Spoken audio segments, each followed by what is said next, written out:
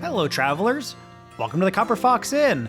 My name is Thomas the Human Bard, and I am joined today by... Mercy the Tiefling Wizard. Onag the Half-Orc Barbarian. And Bean the Rock Gnome Rogue.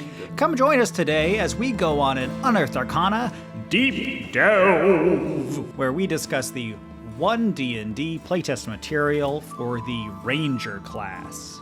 We're going deep. Ranger 2.0, let's go, baby! Well, at this point, is it Ranger 4.0, Ranger 5.0? I think this Yeah, is like something the like fifth that. iteration of a ranger. Before we get started today, I just wanted to remind you, travelers, if you enjoy the video, please click that like button down below. Remember to comment your thoughts about the 1 D&D playtest material.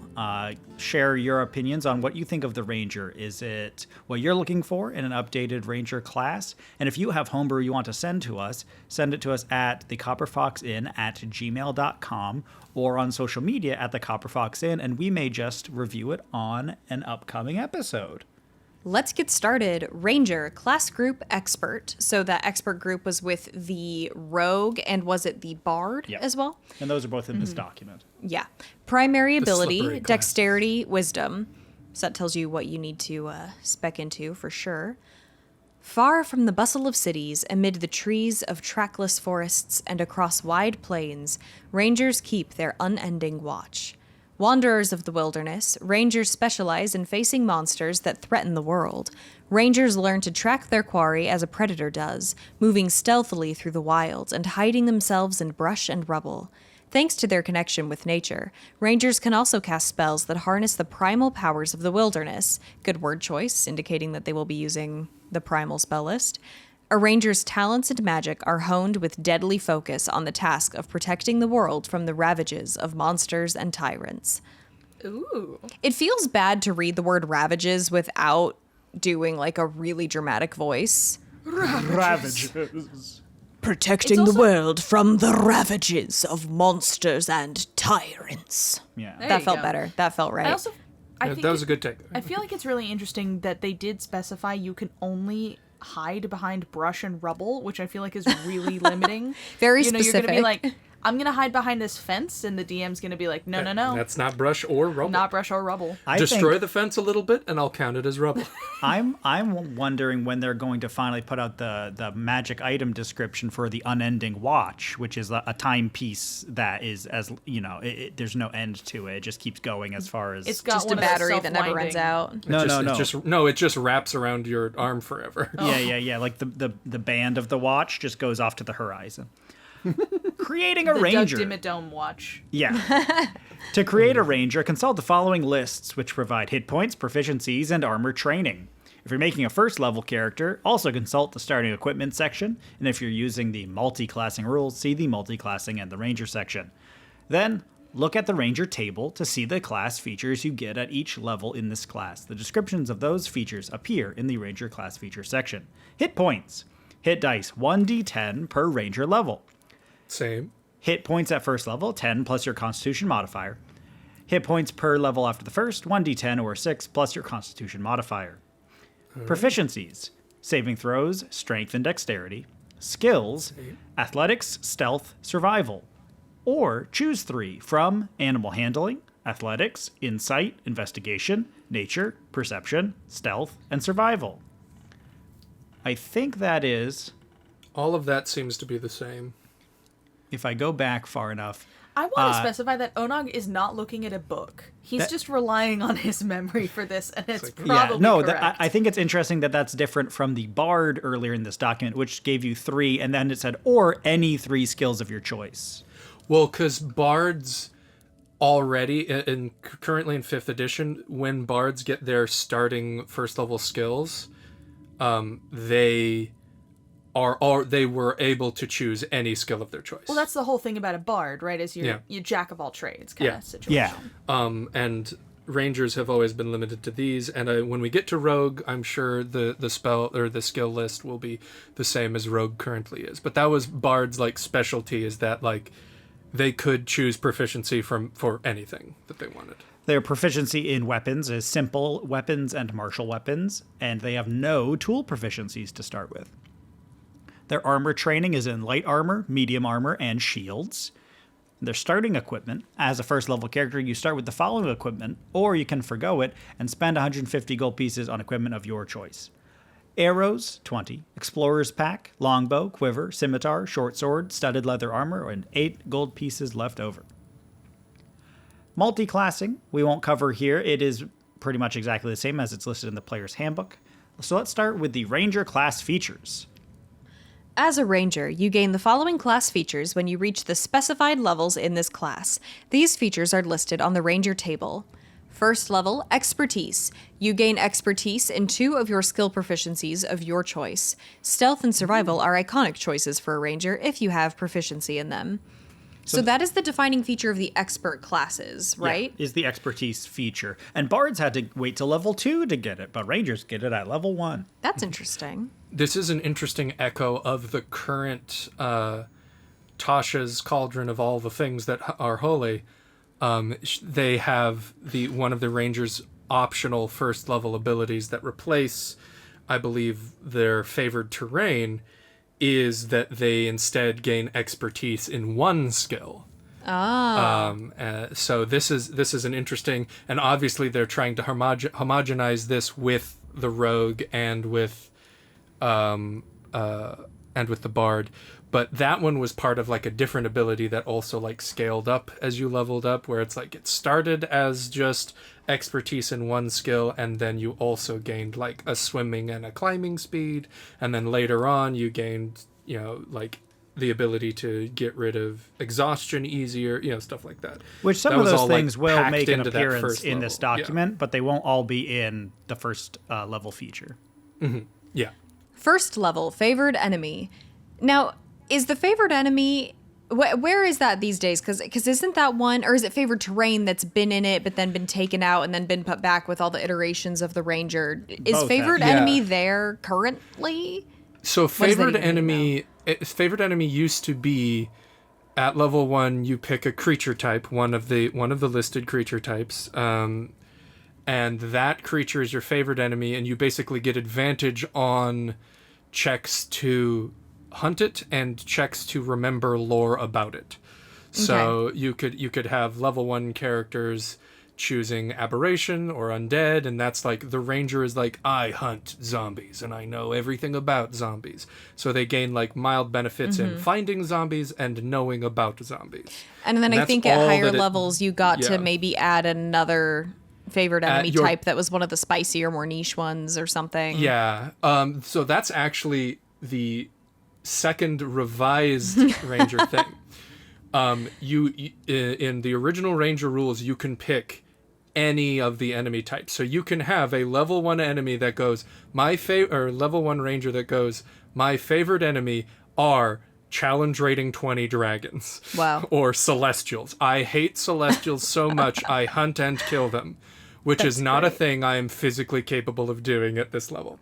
So in one of the iterations of like the revised ranger, they made it so that like maybe in the beginning you can choose beasts or zombies, and then as you level up you can pick the things that are more feasible More for a powerful. more powerful character to hate. Yeah, so it But- feels useful the whole time you have it. Yeah. Originally it was just pick one, and then as you level up you do get other options, but the list of options doesn't expand. Right. It's just from anything.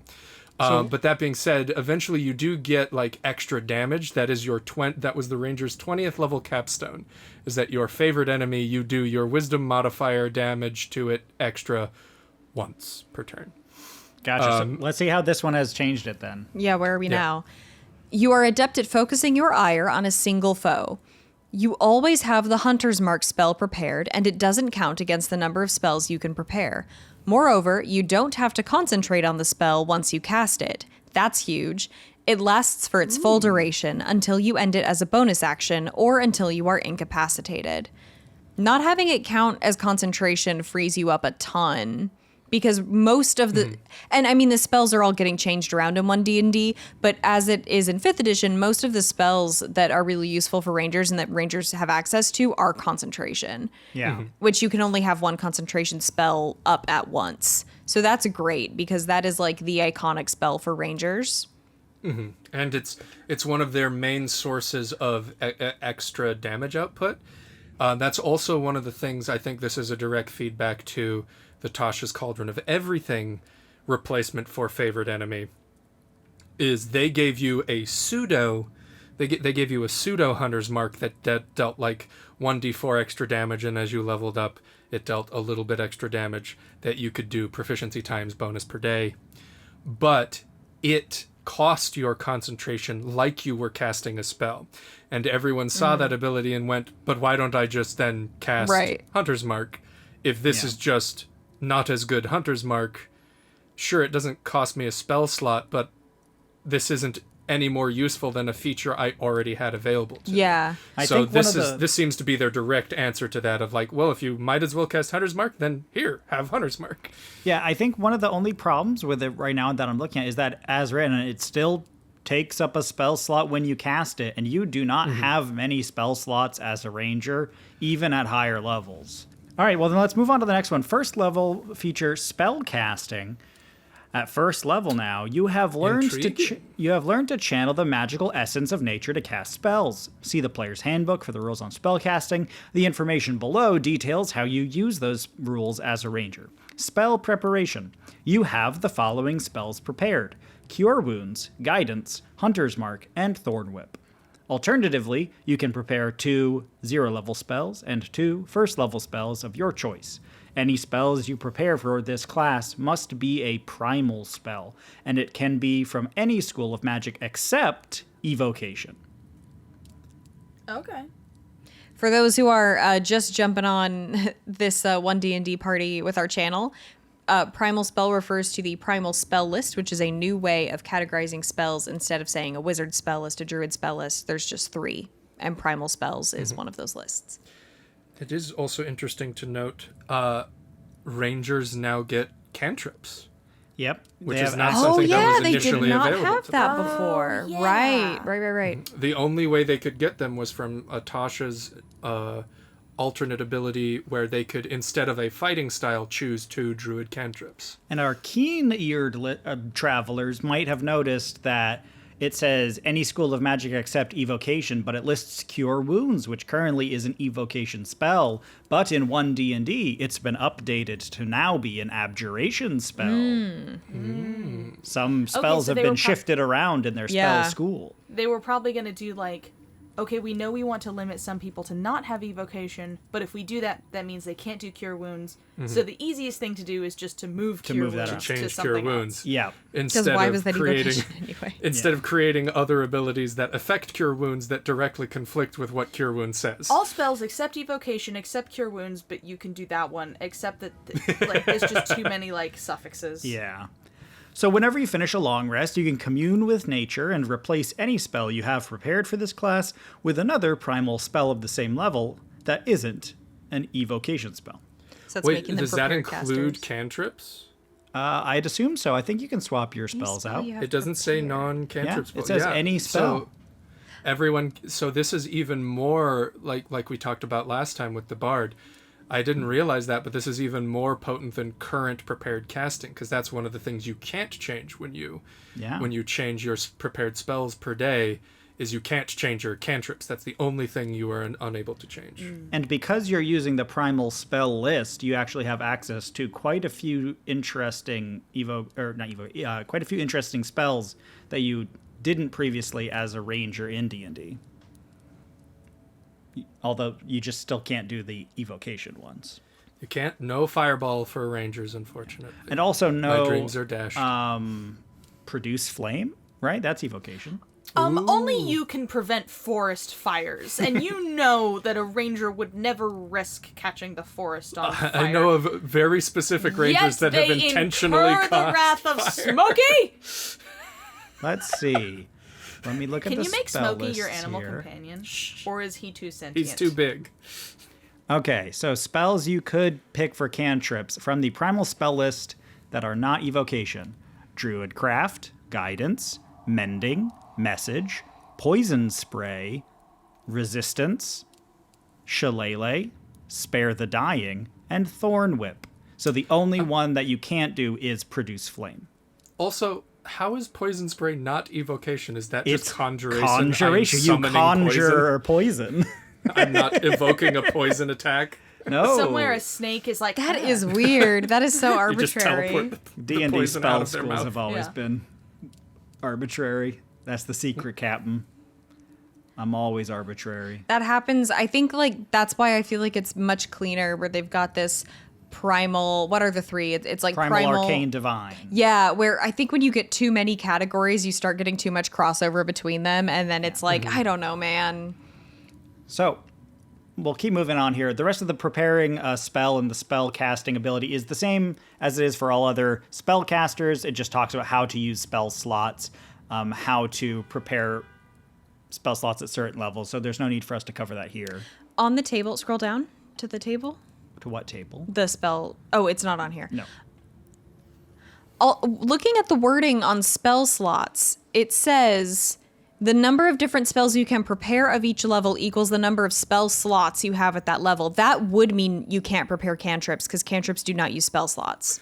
Oh, very good. See, Although here on we've already the chart, stumbled into it. Mercy. it says The prepared semantics. spells per spell level, and it has It doesn't two list by them cantrips. slot. But you still Jeremy? will cantrips use spell slots in 1D&D? No. Probably Because if not, that still means you can't. But it does. You can't But that's a prepare them. weird. It makes it seem like you could, unless you're really, really paying attention. So that That's seems very Put it in unintentional. the feedback survey. Yeah, put it in the Well, but feedback. that's already how it is in the rules as written in D&D 5e. It just says like they must be for a level for which you have spell slots, which means not cantrips because they don't use slots. It doesn't explicitly say no cantrips. So it's already that vague. Oh boy. So I really don't know. Oh boy. Look, That I is don't already confusing and weird though, so maybe we'll Jeremy's- do away with that. Jeremy is looking at me That's and a he's very good making catch. what I can only describe as like a pouting baby face, and he's Yeah. sort of like Folding digging his one of his arms. toes into the ground. He's crossed his arms at me. Yeah. Jeremy. How did he cross his arms? They're tied behind his back. I Well- mean, He's got loose. Well, I don't slot shame, so That's great. That's very whatever progressive. spells you have. Was it worth it? Was it worth it being spell casting ability? Yeah, Onog's almost dead. Wisdom. my last hit point. Wisdom is your spellcasting ability for ranger spells. Spellcasting focus. You can use a druidic focus as a spellcasting focus for the spells you prepare for this class. Second level, fighting style. You have honed your martial prowess. You gain one of the following fighting style feats of your choice: archery, defense, or two-weapon fighting. Whenever you gain a feat at later levels, fighting style feats are among your options, even though you aren't a member of the warrior group. So here we run into one of my mild gripes that I kind of brought up before when we were talking about the your- different groups. One I of went your to school group with mild gripes? One of my group gripes is, so we have the different class groups like expert, warrior, and mage, right? Priest and mage. Priest and mage, yeah. So those groups only mean something as long as the rules make them mean something. Because we've established that. It's just these are meaningless delineations until like the feats or other abilities only affect certain ones. So one of the things that the warrior group, as we'll learn more and more about, one of the things the warrior groups get are fighting styles, and according to the rules, nobody else gets them. But we see an instance of you're not a warrior, but you are a warrior sometimes. I mean, isn't that what a ranger is? Is you're not a druid and you're not a warrior, No, but I you're know, kind but of both? we also we'll probably see other instances of this all down the line where it's like we have made these separate delineations, but when we want to, we are going to make it so that it doesn't actually We're mean going to anything. immediately start breaking them. We're going to immediately break those delineations for no reason. It feels messy to have exceptions already written in at this base foundational level. Yeah. All right, so third level feature, you get your ranger subclass. It will be the hunter that we'll go over later because they don't have any other options available yet. But in future Unearthed Arcanas, there will be future subclasses that they'll update and show off to play test. You'll keep getting subclass features as you go through. Fourth level, you get a feat. So right. that could be one of the fighting style feats as listed in the second level feature. It could be any of them.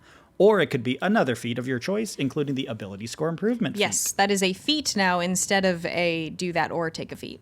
Yeah, which is it's mechanically exactly the same, but now they just call it a feat as It's just a well. little bit cleaner. Yeah. I feel like if you're a monk, it's going to be really exciting at 4th level to get a feat, an extra feat, because you can have one. You more can foot kick to another time. people. Okay, Yeah. Bean, shut up. Bean, shut up. Bean, get out of my town. We're in a dungeon. We're deep delving. Well, this Oh, is yeah. the tavern in the dungeon. It's Oh. run by all the skeletons here. Get out of my dungeon. Okay, enough. Mercy, read the next one. I can't do. 5th level, extra attack. You can attack twice instead of once whenever you take the attack action on your turn. Yeah. Nice. Nice. 6th level, subclass feature. You gain a feature Nice. from your ranger subclass.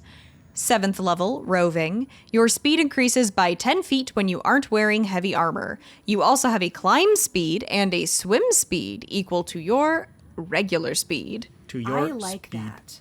I think that's a great ability. I don't know if 7th level is the right place for it, but I really like the ability to make rangers just the fast ones who can go through any terrain very well and quickly. It totally makes sense because they're your guides through the wilderness. They should be good at all these things. Yeah. We've previously not had, like, rangers don't have abilities that make them feel like nature guide folks, you know? Well, in a good way. in yeah. like a good way. I mean, they've tried, but this one really matches that of like it It doesn't also matter where you are. could be flavored as feeling more animalistic, which rangers have True. that bond with animal companions and such historically.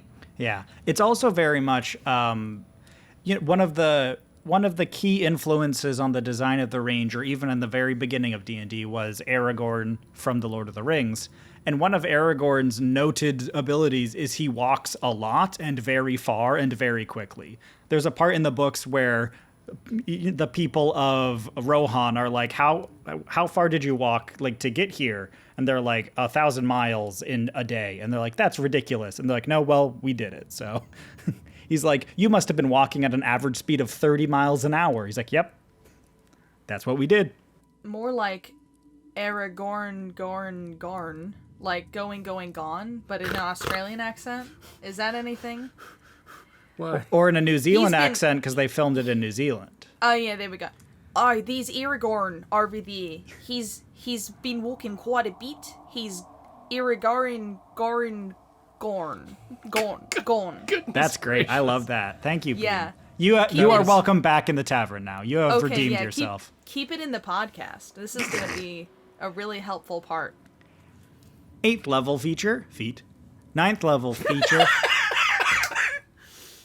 expertise. You gain expertise in 2 of your skill proficiencies of your choice. You get expertise again. Ah, yes. More homogenizing with the bard and Yep. the rogue, because that they also get a second round of expertise. So you'll be always like, as far as the strengths of each of the groups, one of your strengths is going to be skill checks. All 3 of you, rangers, rogues, and bards, you'll be the go-to for skill checks because you've got multiple expertise skills. 10th level, subclass feature. 11th level, tireless.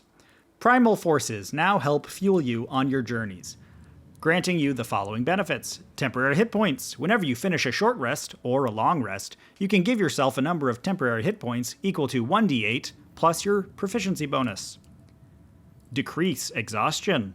If you are exhausted, when you finish a short rest, your level of exhaustion decreases by 1. Nice. I think that's really good and flavorful for being this unrelenting explorer. You're always able to keep going. You're in the midst of a blizzard. You've been traveling across the desert for days, whatever it is. You're not tiring out as fast as the rest of the group. You're able to keep trudging ahead. I feel like exhaustion almost never comes up in my games. Oh, they did also rework exhaustion completely from the ground up for this document. Okay, well, never mind then. Well, I guess we'll see. We'll see in playtesting how useful this is. As a general preview of it, instead of exhaustion giving you different levels of negative status effects, like having your speed or punishing your attack rolls or whatever, it's just as you get levels of exhaustion, you take a point away from rolls equal to your level of exhaustion. So if you have 4 levels of exhaustion, you have -4 on all your checks. You're just that much badder. That's very worse. nice. Wow. You're that much badder. I have exhaustion right now. Yeah. But once you hit it's 10, just- once you hit 10 levels, you do die still. So that is the same. Yeah. Yeah. That's definitely better than, what was it, like 6 before or something like that? I feel like that's much more like something that I would willingly incur upon myself, because before it's like you have disadvantage on skill checks, and then it's, it halves your speed. Eventually it removes your speed, so you're just literally incapable of moving, and it's like, why would I do that on purpose with certain subclasses for barbarians? In real life, pulling an all-nighter isn't a huge deal. You just are a little bit worse at everything, and so I feel Which like tracks, yeah. that is kind of on, because in D&D you're like, well, we'll just go through the night, and then they're like, well, you'll literally be so terrible at everything you can't function. Yeah. So it's just never worth it. I have a thought. Yes. Now that I've had a few minutes to noodle on it in the back of my mind, I think that with fighting styles being the warrior class group ability, I think that's the mistake. Well, I don't know if it is. We haven't seen the warrior group preview yet. They may have another different thing, but it is at least one of the differentiations. Well, and that seems to be implied yeah. because you have martial classes and caster classes as sort of unofficial Yeah, that's kind of how we've been divides delineating currently. them. Yeah, currently. And if every class that uses weapons is going to have, even though you're not part of the warrior class, you can use that. If that is going to be an exception for all your martial classes, then just don't pretend it's unique to the warrior class. Then don't make that part of it and come up with a different new cool thing for warriors that makes you feel more like a warrior, because it doesn't Like maybe make the sense. prerequisites for the fighting style feats isn't you are in the warrior class, but you are proficient in martial weapons. Or you Sure. have And maybe a strength or dexterity score of a certain amount or something like Yeah. that. Yeah, I think that just shouldn't be part of the warrior group, because unless things are more different than I expect, it's just going to come up as an exception way too often. In the same way that you can't have part of the mage group be you have spell slots, because that would be an exception for the entire, like everybody else. And it's like you can't make it a common thing. And if you don't have something else to replace it with, come up with a new cool ability then. Proficiency with martial weapons is a really good solution, and there could be an alternative, like if you can cast 3rd level spells or higher. That's like an inverse for magic users. Like, yeah, maybe something like that. Because then that's Interesting. like similar phrasing. Because then if you're a half caster, you can only gain access to that Right. much later in life. But if It you're a full naturally caster, divides it. you can pick that up Yeah, real quick. like if you can't cast enough to even do this, then you're not really a big enough caster for this ability. That's very elegant. I like that. 12th level, feet. Feet. 13th level, Nature's Veil. You invoke spirits of nature to magically hide yourself from view. As a bonus action, you can expend a spell slot and become invisible until the end of your next turn. I love that. That's super cool. I think it's super cool, but I always feel like the veil every time you use it is really crumbly, and it just like gets everywhere. That's a Nature Valley granola bar joke. Is there anything? Nature's Is there I veil. think you would nature valet. Nature's Valley. You know, Oh yeah, that's, yeah. Okay, wait, let's workshop that. Let's workshop that. I think because you said the veil. If you had said Nature's Veil, maybe like I could have connected The it. thing about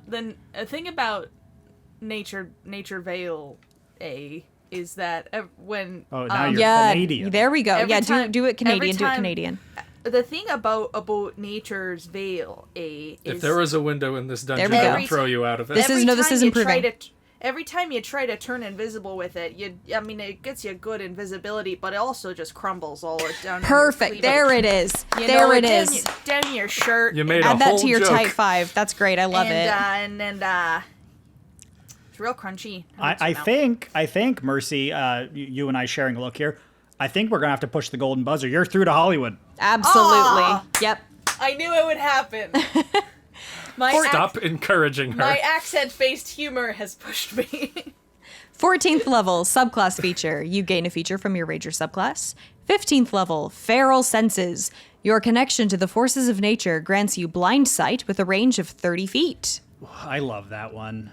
I really like that one. You can flavor that That's so very many nice. different ways too. Because it's just like how to give the feeling that no matter what, you're in the dark, you're being hunted by a tiger stalking you, that you can just tell where it is without even turning your head to it. It's like, we'll give them blind sight. So once the tiger gets close enough, you can just detect where it is. I think that's so cool. That lets It's you do also so much- much that feels like what a ranger should be able to do, to just like everyone else is like squinting and lost in the dark, and you can find your way, you can lead them through, you Yep. know when it's safe to come out from cover. That's great. I like that a lot. It's also much more succinct than the current Feral Senses ability that just says you can sense things that are invisible but that aren't hidden from you, and you aren't blinded or deafened, which isn't blind sight, but it's basically blind sight, but it isn't blind sight. It's like, just but make it might blind as well sight. be, but it definitely isn't in very specific cases. Yeah. It does say here, though, that every time you use blind sight, you must slowly take one knee, stroke the ground with your hand, and stare into the distance? You have to I've been you here put one. recently. You have to put yeah. one ear to the ground. You have to rub the dirt between your fingers and sniff it, and then go. You have to you have to take the very recently charred earth, put it to your lips, and go, a plane crashed here. Yeah, lick it as and you're spit it staring out. down an obvious line of plane crash damage to the forest. Yes. That's my favorite scene from Walker, Texas Ranger, where Chuck Norris goes, a plane crashed here, as he's staring at an obvious row of trees knocked over Real by a my plane boobs crash. can tell when it's already raining energy. For real. 16th level, feet. 18th level, Foe Slayer. More like So like a fake slayer? More like Toe Slayer with all these more feet, like am I right? So Ay. Flayer. More like Oh, no, you make a joke now. Foe Slayer. I hardly foe knower. Your Hunter's Mark now deals an extra 1d10 damage to its target, rather than an extra 1d6. Oh man, I wish it had just said in addition to the 1d6. Hoo-hoo! That would have That been would have been spicy. that would have been Ooh, funky. I wish they would have added a second die. Yeah. Just made it 2d6 Well, that's instead not of. that good though. I mean, it's better than changing it to a 1d10 for sure. Sort of, in some ways, yes. That might be a little bit more out of the wheelhouse than what they wanted Yeah. to. But also, these statistics are super boring, and this is a bad ability, and I'll die on this hill. Once again, it's just a high level ability that mildly alters a previous ability you could already do. Not engaging, not interesting. And it's Doesn't- and it's especially by because such it a breaks- small amount. Yeah, it breaks how spells interact with class abilities more often than not, because there's very rare instances of something saying the spell just does something different now. Yeah. A potential what if 4 points of damage at 18th level matters so Exactly. little. Like, it's nothing. I wish Okay, I've there got was it. something. I wish there was I've got something it. more going on here. It's now Hunter Smirk. No. And the moment you cast Hunter's Mark, the moment you look at your target, you deal damage to it. You don't even have to shoot it. I mean, so this is the replacement to the capstone that we were talking about. I'm going to choose to take what you said seriously Okay. and move on with it. You know I was It's just the trying to make only- a smirk. It's the only joke. way I But can was cope. a little bit serious. I don't know. At least Yeah, it's no. Hunter's Mark, but there's But- something different. So what it used to be is once per turn, when you attack your favored enemy, you can add your wisdom modifier to your weapon damage. So this is them trying to do that without saying that's what they're doing, but also Yeah. trying, because once again, as we've talked about with the bard, they're trying to remove class abilities that incentivize you to build in a certain way, because so they just want you to do Hunter's Mark, Hunter's Mark, Hunter's Mark. They don't want a max class ability that depends upon your wisdom modifier. Sure. And I think honestly, if they had just changed it to every time you deal damage, you just do your wisdom modifier more to You know, creatures, if they- that might not be that crazy, you know. Yeah. If they don't want it to be your wisdom modifier specifically, why not lean into them being an expert class and make it your proficiency modifier or double your proficiency modifier Ooh. because of expertise? At this level, that would be what, 12 damage? I mean, we're already having so many other things. but deal that with would at least tie proficiency. into it being an expert class. Yeah. Yeah. I I- think it would be more interesting if mind it that socketed into the Hunter's Mark in a different way. If it said like something about whenever there's a creature you've cast Hunter's Mark on, you get additional benefits outside of the range of the spell on it.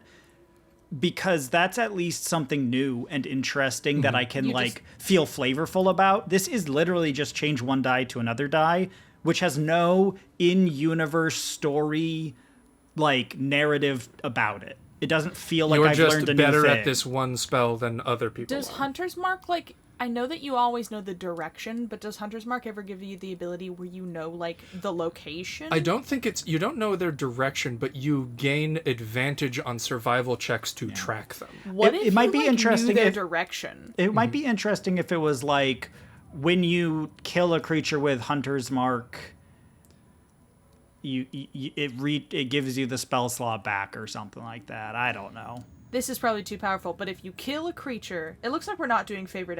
Are we doing favorite enemy anymore? Well, No, that's what the Hunter's Mark thing was earlier. Not traditional favorite enemy, no. Because I was gonna say, what if every time you killed a creature with your Hunter's Mark, that creature type got added to your favorite enemy list? You just learn. But we don't about have a creature favorite enemy every time. lists But we anymore, don't have favorite even at enemies, all. so- Yeah, which is very weird. That's a cool idea. That's something. I just wish it was something. I wish it was anything. Anyway, let's wrap it up here. 19th level. Feet. 20th level, Epic Boon. Epic Boon. Epic Boon. Sometimes it's the Epic Boon of Fortitude. So the Epic Boon of Fortitude reads... Is the recommended one. It's the recommended one, or it says any other Epic Boon of your choice. So the Epic Boon of Fortitude reads... 20th level feat, prerequisite none, repeatable no. Your hit point maximum increases by 40. In addition, whenever you regain hit points, you regain additional hit points equal to your Constitution modifier. You can regain these additional hit points no more than once per round. So it just makes you hearty. When you get healed, you heal up a little more, and it gives you more HP. It's not that good, honestly. Not one of the more interesting ones. Yeah. It's basically the tough feat at 20th level, but they added a little mild benefit, so it's not just exactly like taking tough again. But you could instead pick, randomly choosing one, the Epic Boon of Peerless Aim. I was just looking at that, yeah. Prerequisite, the Expert or the Warrior group, repeatable no. If you make a ranged attack against a target in range and miss, you can cause the attack to hit instead. Once you use this benefit, you can't use it again until you roll initiative. So unless you're specifically Every fight, a you melee get to do it. fighter, that's Well, they have better. one for melee too. It's very interesting. With that wording, they are reintroducing something that only existed in 4th edition, Which is called the- encounter powers. Once per encounter, yeah. Once per encounters. So it's like whenever you do a fight, you get these abilities back. Which also inadvertently was incentivizing people to start fights. Because if you're not a ranged fighter, there is a melee option as well, the Epic Boon of Combat Prowess, which is just exactly the same but for melee attacks. All right. That's pretty spicy. I like that. So there are cool epic boons you can take, but there's also plenty that feel kind of lame. I think they need another pass on making them all feel equally worth taking. Yeah, but not all epic boons are created equal. I'm still a big fan of the epic boon system. I actually think it's a very good way to give you a personal choice over how to culminate your character's story and their journey. Oh, yeah. The next section is prepared ranger spells, and it just goes through at what levels you pick up what spells, and for like if you want to make a 9th level ranger, here's the list of all the spells you could know at this point if you wanted to have it pre-done for you if you didn't want to pick them yourself. You can pause the video and look at all those now. Wow! Ranger subclass. A ranger subclass is a specialization that grants you special abilities at certain special ranger levels, as specially specified in the special subclass. Yeah, you could just The kind of special threw that in section there. specially presents the special hunter special subclass, Hunter. You stalk prey in the wilds and elsewhere, using your abilities as a hunter to protect nature and destroy... There are only 2 locations in the world, the wilds and not the wilds. Everything is either a potato or not a potato.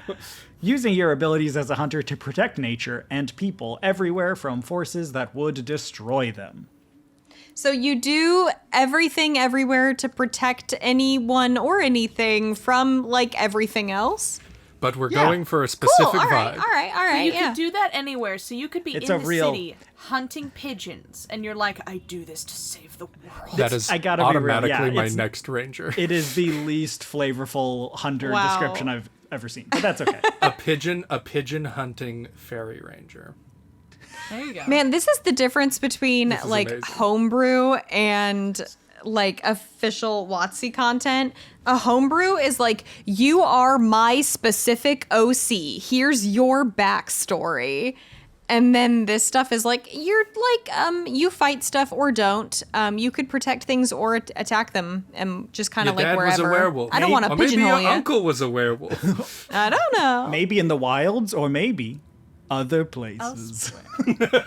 So funny. That's why I love homebrew.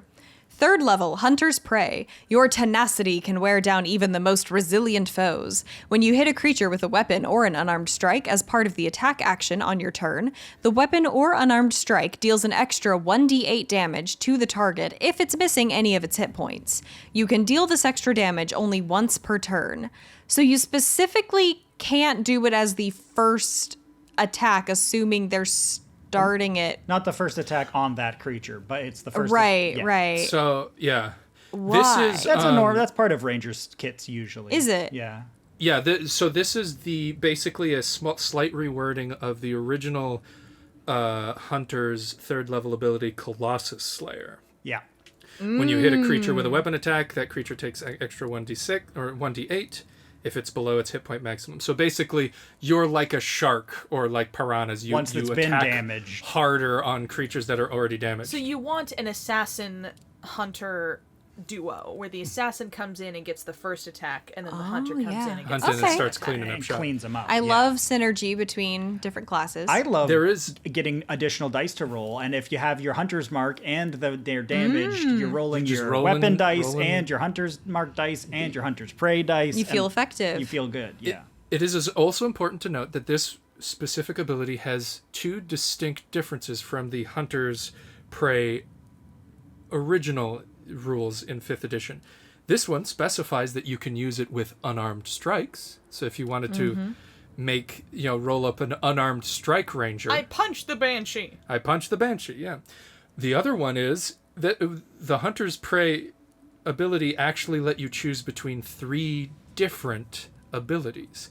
Because that was kind of the Hunter's thing, where every time you got a subclass ability with it, you got to choose the vibe you were going for. Which was so like- it's kind of like Totem Barbarian, where it's actually secretly 3 subclasses in one. You just get to mix and match what abilities they get. The other ones were Horde Breaker, where if you attack someone, you can make another attack to another creature within 5 feet of that person.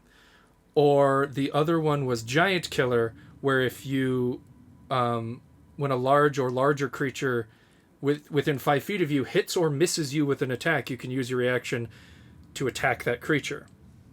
So the other two were much more situational than this one. This one is, Colossus Slayer. right. It also was a little confusing as which one is Colossus Slayer and which one is Giant Killer, because those sound like the same they thing. do. But I really so liked for that some reason modular they have class taken design. they have taken away the modular class design. Yeah.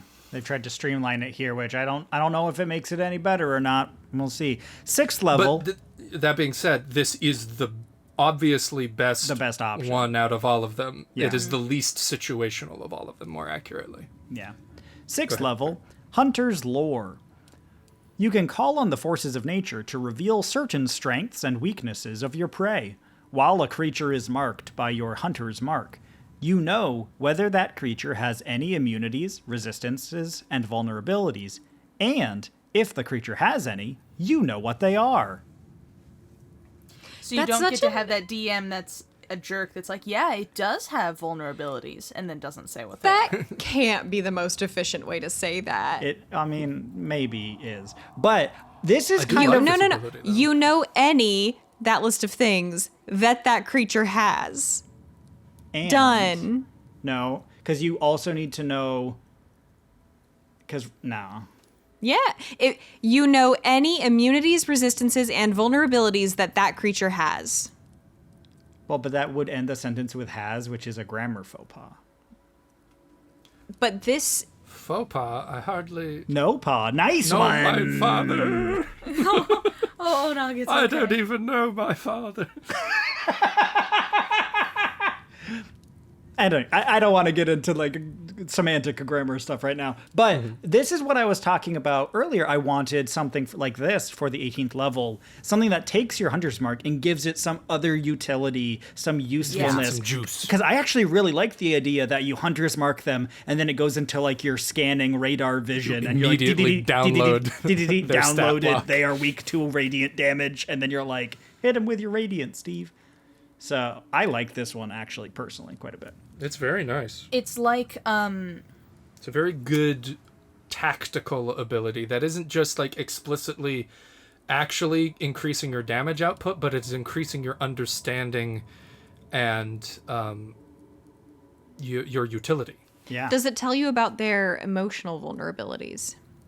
No, it's capital V vulnerabilities, which are a game mechanic, but I think lower V Shame. vulnerabilities would be a good addition to it. Yeah, I would rewrite this as you know of all immunities, resistances, vulnerabilities, capital V, and vulnerabilities, lowercase v, that creature has. Okay. That won't get confusing at all. allergens. Oh, and allergies. That's huge. Yeah, That's that's huge. that's so. Throw a peanut at him. and you're done. You won. Shove it down his throat. Kill him. 10th level. Multi-attack. Multi-attack. You now... Okay, this is one we're going to talk about for a minute, so buckle in. You now always have Conjure Barrage prepared. That is a spell. It doesn't count against the number of spells you can prepare. You can cast the spell with first and second level spell slots. When you do so, the spell's damage is reduced by 1d8 for each slot level below third, because it is a third level spell. So you can downcast. We've all heard of upcasting. Whoa. So your special cool 14th level abilities, you can be worse at a spell. Well, you can spend your other available spell Your slots. other lower resources. So you don't have to waste third level spell slots on Conjure Barrage if you want them for other things. You can use a first level spell slot to cast Conjure Barrage. It just does less damage. doesn't it also mean that you could, in theory, cast it at earlier levels? No, because you don't get this ability until you get... Until 10th level. Until 10th level. You know, Or I 10th can't. level, I yeah. can't read. Oh, I that's don't know yeah. No, why. that's fair. We That's always fair. forget that. We always Yeah, forget sorry, that you that's- are yeah. illiterate. Yeah. And it's So- not like illiterate like you haven't learned how to read. You were cursed by a wizard. You can't read. Yeah, exactly. So the information for Conjure Barrage, so we can dive into it a little bit, is it is a one-action spell that requires verbal, somatic, and material components. The material component being one piece of ammunition or a thrown weapon. It has a range of a 60-foot cone. You throw a magical weapon or a non-magical weapon or fire a piece of non-magical ammunition into the air to create a cone of identical weapons that shoot forward and then disappear. Each creature in a 60-foot cone must succeed on a dexterity saving throw. A creature takes 3d8 damage on a failed save, or half as much damage on a successful one. The damage type is the same as that of the weapon or ammunition used as a component. So you could throw like really spiky pine cones or something. Oh, well, You normally laugh. you would just like shoot an arrow. Yeah, you shoot. I mean, an You improvised weapon is a non-magical weapon. Oh yeah, no, you can totally throw a rock if you want to, but you would normally shoot an arrow. Or if you have other useful, like a crossbow or whatever, you would do some sort of ranged weapon attack. But then it basically means that ranged weapon attack now hits every enemy in a 60-foot cone. And instead of an attack, see, here's actually the it's thing. a saving throw now. It's a saving throw, which will guaranteed do some damage unless they have evasion. But this is a replacement for the original, not multi-attack, but the original ability for Rangers multi-attack gave you the option to choose volley. You can use your action to make a ranged attack against a number of creatures within 10 feet of a point you can see within your weapon's range. You must have ammunition for each target as normal, and you make a separate attack roll for each target. So you have to make separate attack rolls, but it didn't expend a spell slot and introduce the concept of downcasting a spell. Downcast. That's a wild thing to throw I like in. I like downcasting Whoa. actually. I think I it's very like it. interesting. I like the precedent it sets for downcasting.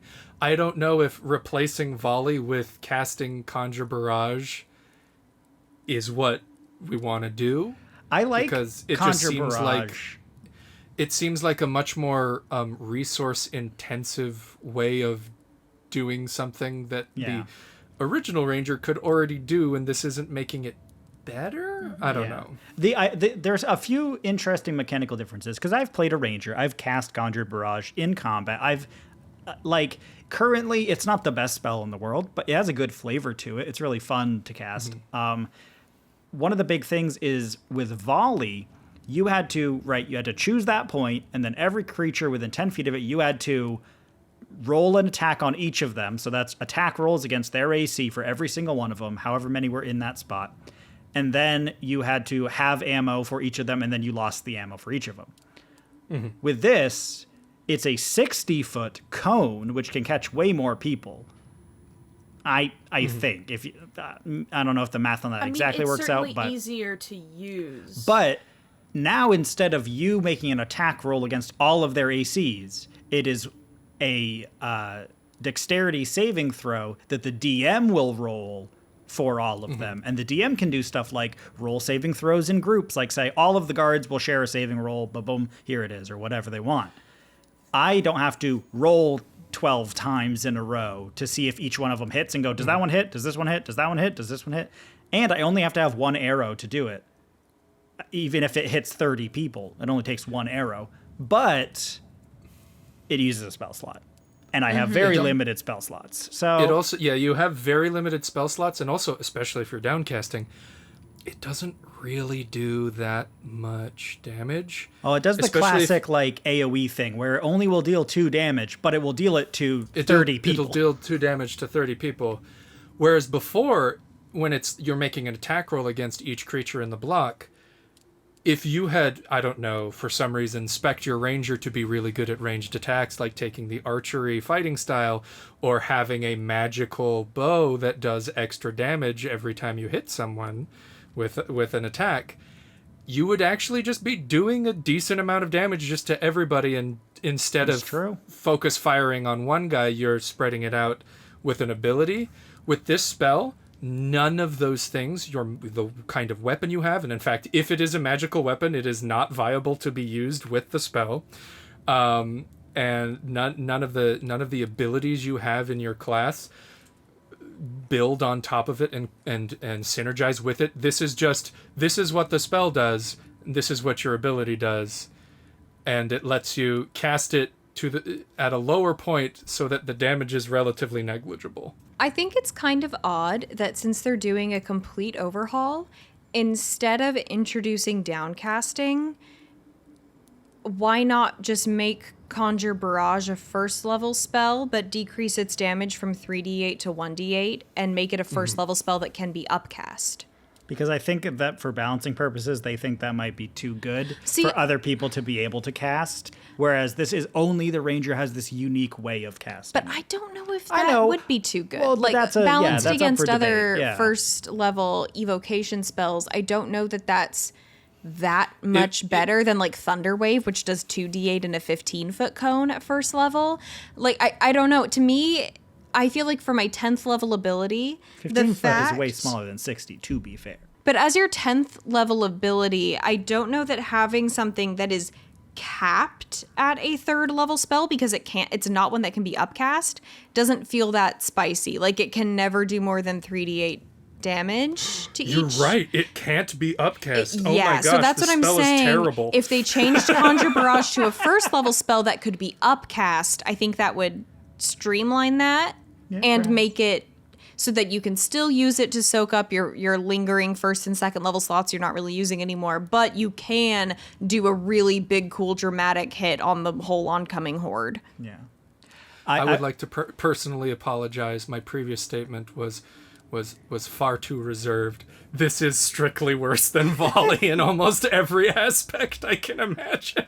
I did want to slightly clarify. I do believe, oh no, you had said this wouldn't work with a magic weapon, but it would work with a magic bow. It's just that the arrow As long as has the to ammunition be isn't non-magic. magical. Yes, that is Oh, correct. okay.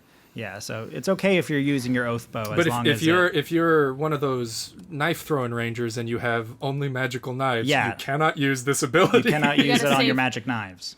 That's why you use a pine cone. You gotta why use I your push crappy the knife pine for cone. this. Spiky pine cone. Conjure Barrage is my burlesque name. What is that? 4 times this episode? Oh goodness. 14th level, Superior Hunter's Defense. When you are hit by an attack roll, you can use your reaction to have the attack's damage against yourself, and you can redirect the other half of the damage to one creature other than the attacker that you can see within 5 feet of yourself. Yeah. It being other than the attacker really nerfs it. Yeah, because you have to be by 2 people.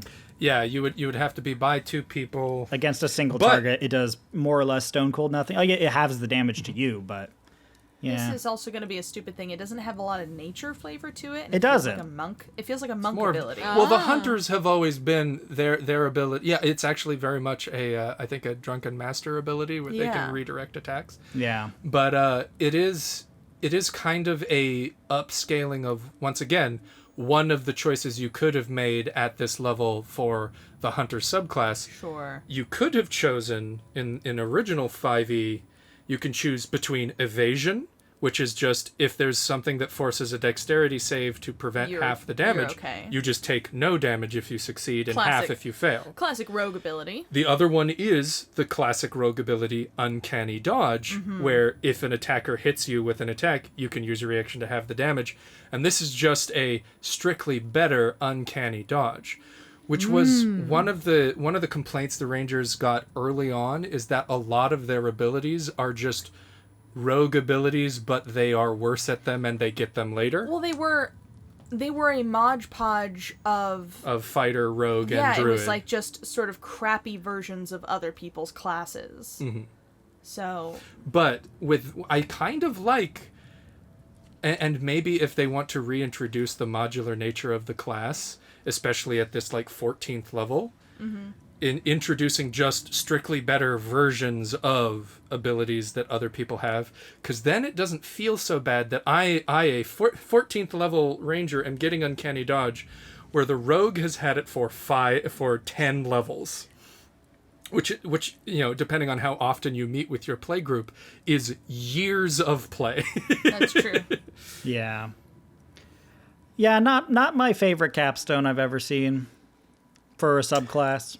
I think it's a good step in the right direction, but we need to keep walking. Survivability capstones are really tough because I always want my capstone to be something proactive. I want it to be a new ability I've learned that I can affect change in the world in a new way. Ones that The just say like, ultimate now you expression take of your less skill. damage. It's like, okay.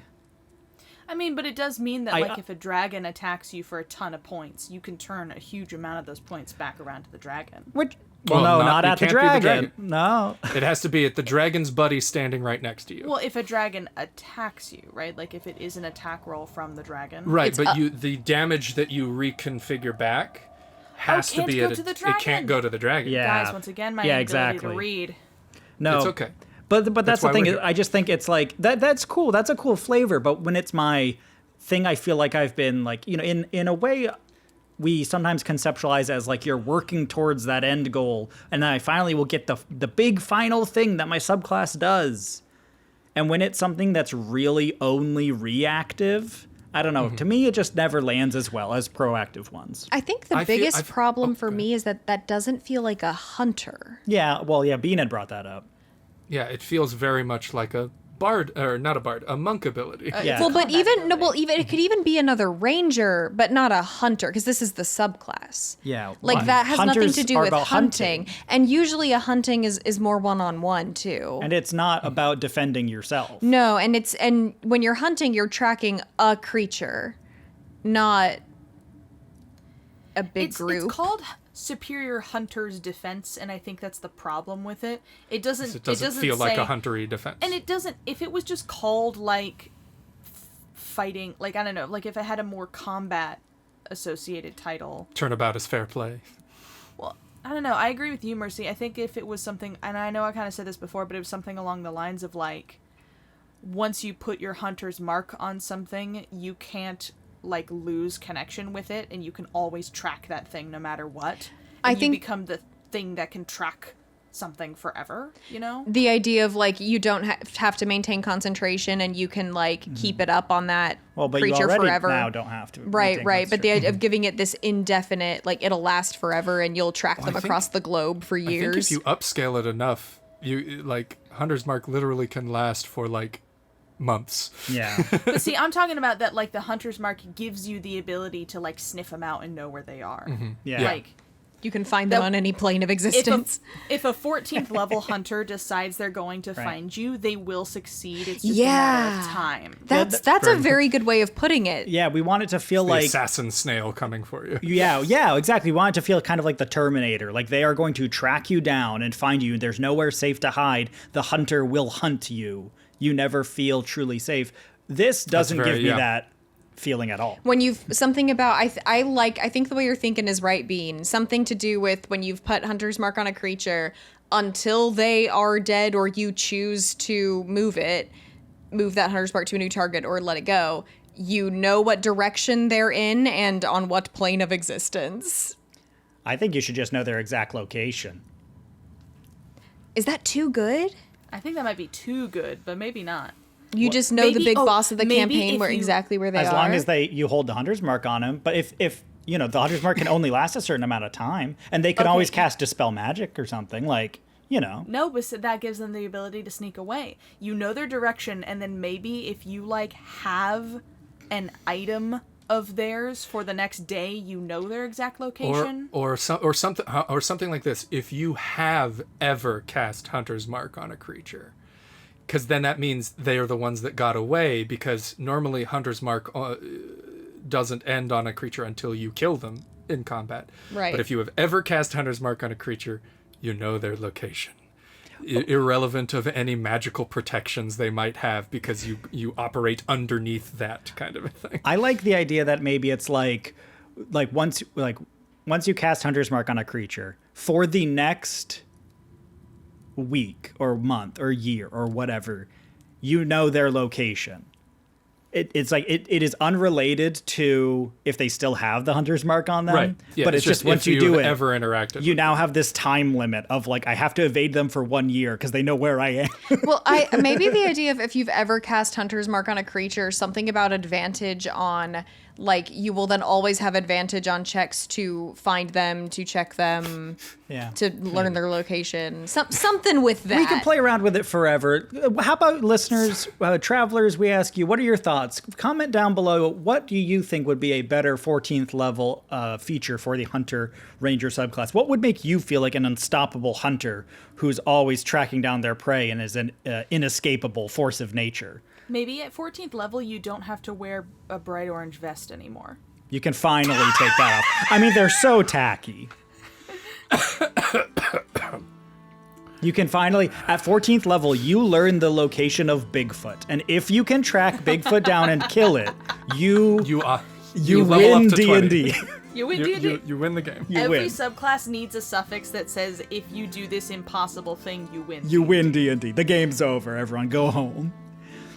That is our coverage of the Ranger Travelers. Thank you so much for listening. If you made it all the way to the end of the video, please go down and subscribe to the channel to make sure you get the latest content that we put out, as we will be continuing to cover this document with the Rogue class on our next episode, and we'll be covering homebrew that it gets sent to us by the community. If you want to send some homebrew to us, you can send it to our email, thecopperfoxinn@gmail.com, or on social media @thecopperfoxinn. And until next time, Keep on adventuring. bye. Bye.